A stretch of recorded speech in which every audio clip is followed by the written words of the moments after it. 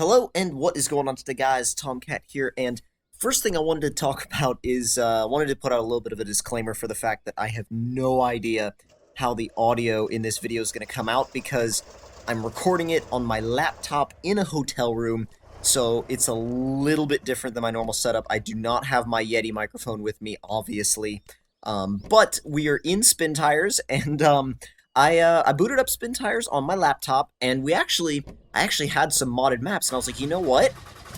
Let's have like a 6-door Ford versus 6-door Dodge type deal. The only thing is, the 6-door Ford is also 6-wheel drive, and the Dodge is a 4x4. Now, the massive 4x4, but it's still a 4x4, so...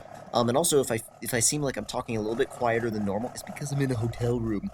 And doing commentaries in a hotel room without disturbing other people is sometimes a little bit difficult.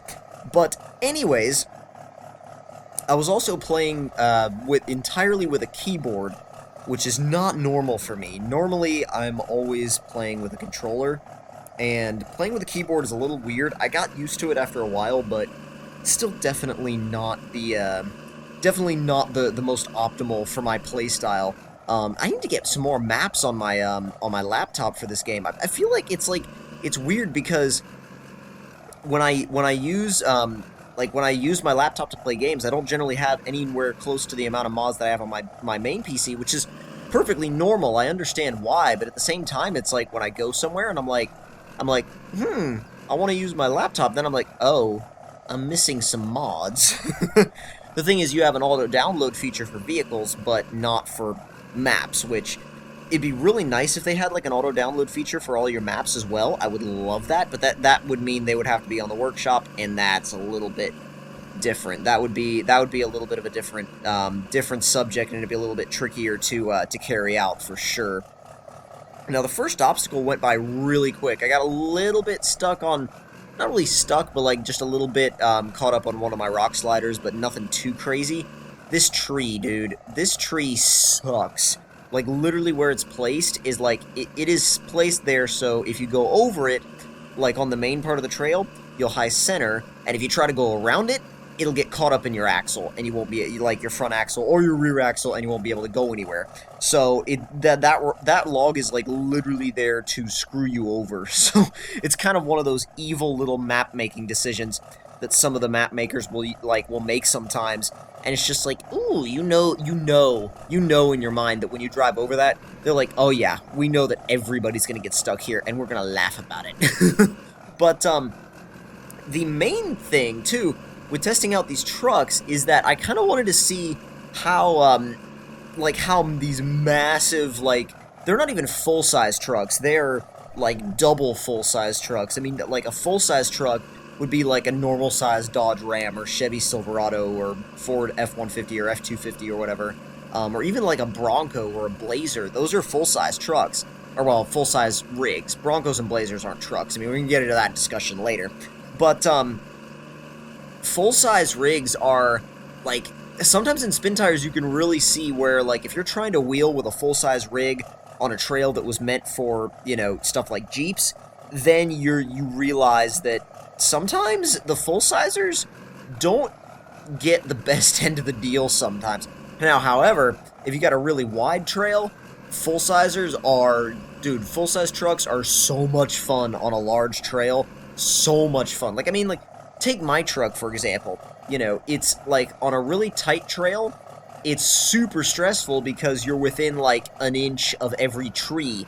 But on, like, a really wide open trail, it's a blast. It's an absolute blast because you can, you know, you can kind of pick whatever route you want to take. You can pick your angles. You can be like, oh, we have a little, like, open spot here.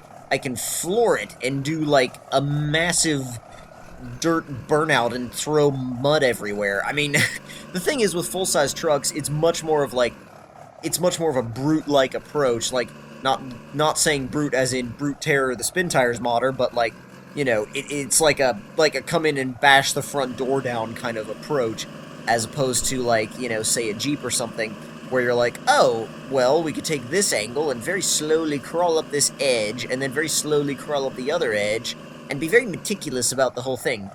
No, full-size trucks are not like that whatsoever. God, they're not even close. Not even anywhere freaking close. Now, I'm going to switch into the Ford, and the only reason why... By the way, I did want to say, the reason why this video is a little bit short, like right at 10 minutes, is because of the fact that I have been awake for many hours at this point. Like I said, I'm recording this in a hotel room in Los Angeles, about to fly back to Atlanta tomorrow, and I want to get some sleep in the hotel room before I head back, because I've got Grid Life this weekend, and I want to actually, like, really have some energy for that, because it's like, you know, going to be running HPDE. I really want to, like, test the car out, you know, test the new Aero out, and see how she does on track, you know? I mean, she's been out on the track before, she just hasn't been on Road Atlanta before, and Road Atlanta is going to be a super fun track. I know it is. I've just, like, you know, I've seen it in so many videos. I've watched so many videos of Road Atlanta. Like, I've lapped it many times in Forza. Not saying that, you know, lends itself much, but, I mean, it kind of does, though. I mean, you obviously, you know, you know which sections are what, but you're definitely not going to have the feel of the track until you actually feel it for the first time. I'm definitely not saying that you can get the feeling of a track by playing Forza, but what I am saying is that you definitely can get the layout and some of the, you know, you can get some of the lines down by playing simulators. It's an interesting thing, and it's also been proven when professional drivers have run simulators and then gone and run the actual track, as the simulators help them learn the track.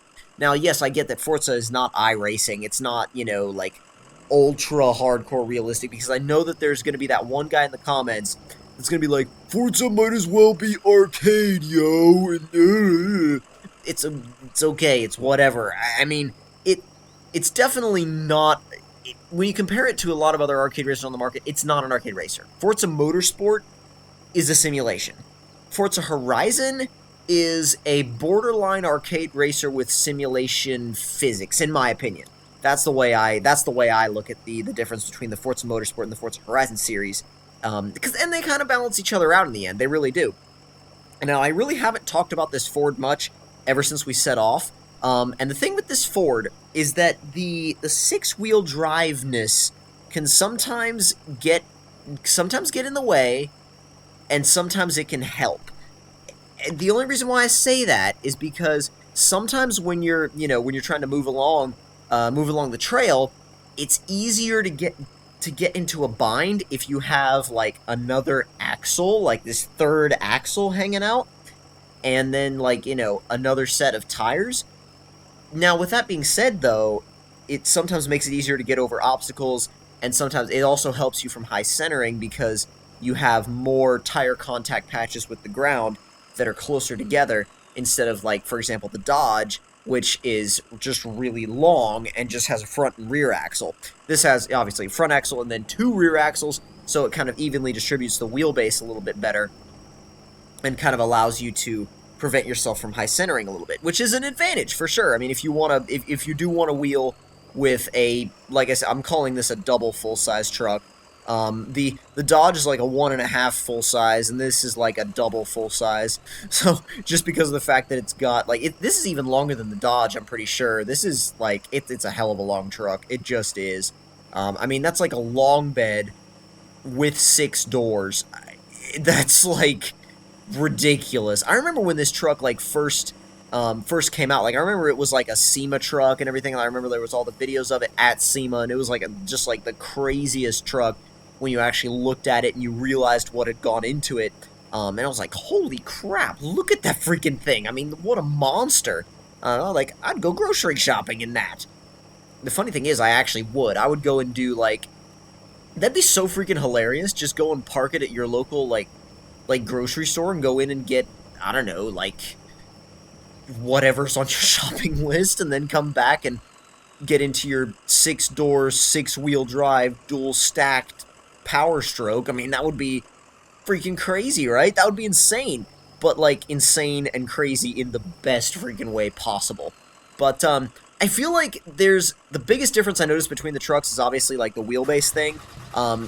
With the Ford being longer than the Dodge, but also having that third axle, they kind of balance each other out, and they kind of balance each other out both in advantages and disadvantages. But if you guys want me to pick this up again later, I will. Just let me know in the comment section below. And again, just know that this is not my usual sound, not my usual sound setup. But again, hope you guys enjoyed, and I will see you guys in the next one. Talk to you guys later.